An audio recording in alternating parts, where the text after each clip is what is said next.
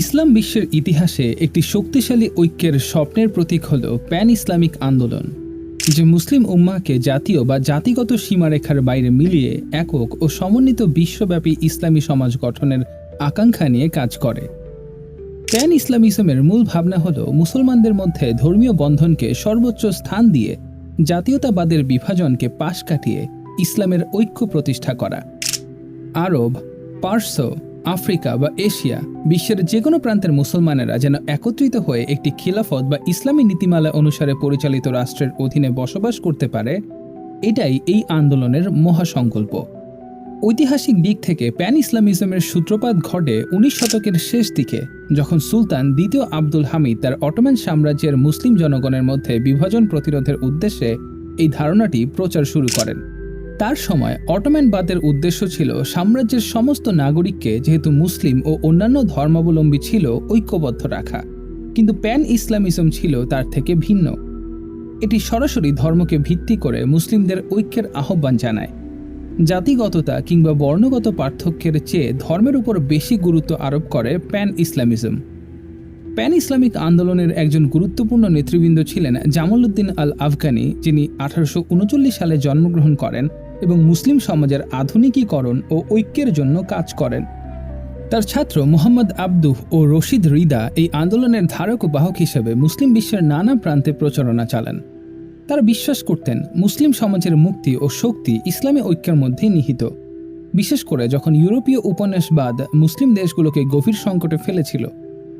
এই নেতারা শুধু ধর্মীয় ঐক্য নয়, রাজনৈতিক স্বাধীনতা ও সামাজিক সংস্কারের মধ্য দিয়েও মুসলিমদের একত্রিত করার চেষ্টা করেছিলেন।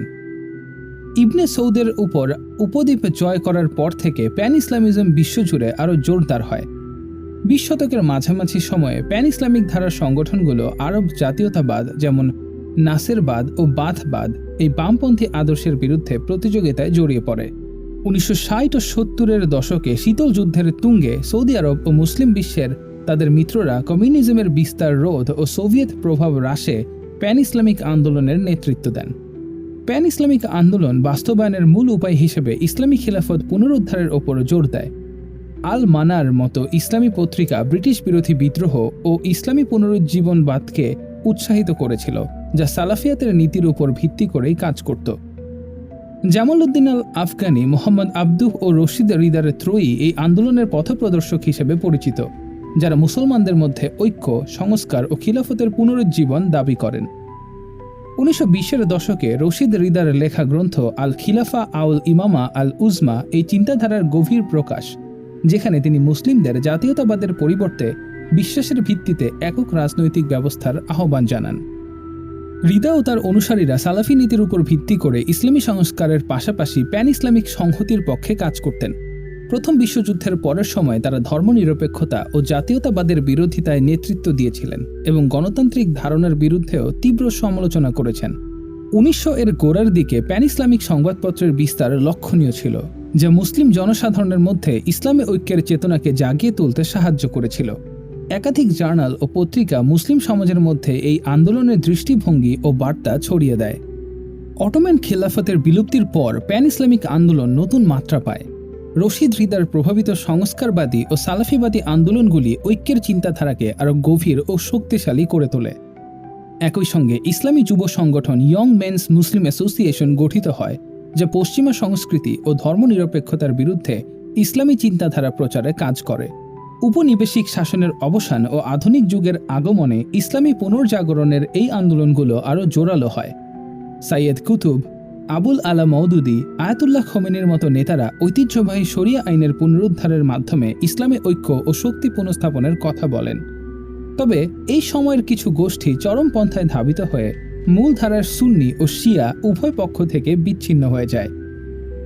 দ্বিতীয় বিশ্বযুদ্ধের পর আরব জাতীয়তাবাদ ধর্মীয় প্যান ইসলামিজমের চেয়ে বেশি শক্তিশালী হয়ে ওঠে। বাথবাদ ও নাসেরবাদ প্রায় প্রতিটি আরব দেশে শাখা গঠন করে এবং শাসন ক্ষমতা লাভ করে, ফলে ইসলামপন্থীরা শাসনের বিরুদ্ধে নির্যাতনের শিকার হন। মিশরের রাষ্ট্রপতি গামাল আবদেল নাসের মুসলিম ঐক্যের ধারণাকে আরব জাতীয়তাবাদের জন্য হুমকি হিসেবে দেখতেন। 1950-এর দশকে পাকিস্তানও মুসলিম সহযোগিতার পক্ষে থাকলেও পশ্চিমা কূটনীতির কারণে পাকিস্তানের এই প্রচেষ্টা সীমাবদ্ধ হয়। অন্যদিকে মুসলিম দেশগুলো পাকিস্তানের নেতৃত্ব সম্পর্কে সন্দেহ পোষণ করত, বিশেষ করে পশ্চিমা শক্তির সাথে পাকিস্তানের সম্পর্ককে কেন্দ্র করে। 1979 সালের ইরানি বিপ্লবের পর এবং সোভিয়েত ইউনিয়নের আফগানিস্তান থেকে পরাজয়ের মধ্য দিয়ে প্যান ইসলামিক আন্দোলন নতুন প্রাণ ফিরে পায়। ইরানের আয়াতুল্লাহ খোমেনি শিয়া মুসলমানদের ঐক্যবদ্ধ ইসলামী রাষ্ট্র প্রতিষ্ঠার আহ্বান জানান, যদিও তার ধারণায় সেই রাষ্ট্র একটি ফকিহ দ্বারা পরিচালিত।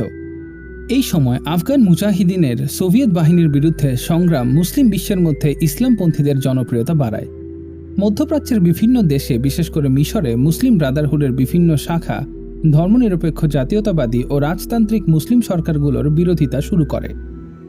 পাকিস্তানে জামায়াতে ইসলামী রাজনৈতিক শক্তি হিসেবে উঠে আসে এবং আলজেরিয়ার ইসলামী ফ্রন্টের ক্ষমতা অর্জনের আশাও জাগায়।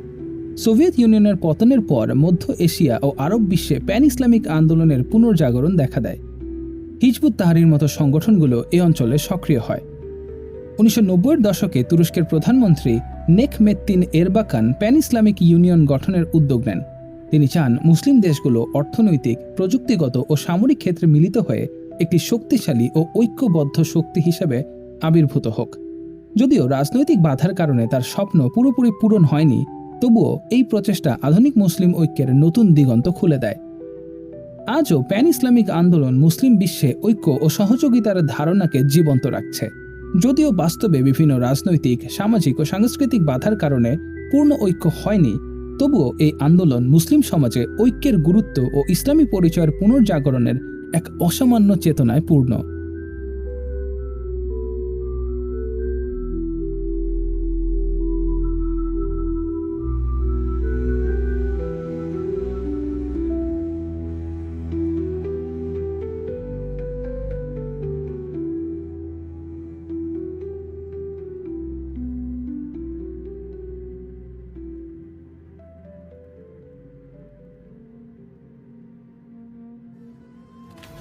Allah helal et.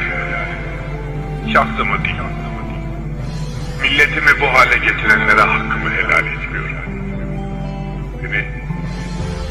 Benim için lif lif yolsalar, cımbız cımbız derelerimi koparsalar, sarayımı yaksalar, hanımı, hanedanımı söndürseler, çoluğumu çocuğumu gözümün önünde parçalasalar, helal ederim de. Sevgilinin yolunda yürüdüğüm için beni bu hale getiren ve milletimi ateşe atan insanlara hakkımı helal etmem. Allah, mukaddes isimlerine kurban olduğuma, bana Kızıl Sultan adımı takan ve devrilmem için ellerinden geleni yapan Ermenileri şimdi beni devirenlere parçalasın.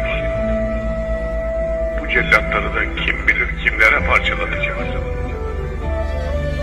Fakat ya Rahman, adaletinle tecelli edersen hepimiz kül oluruz, biz de acı.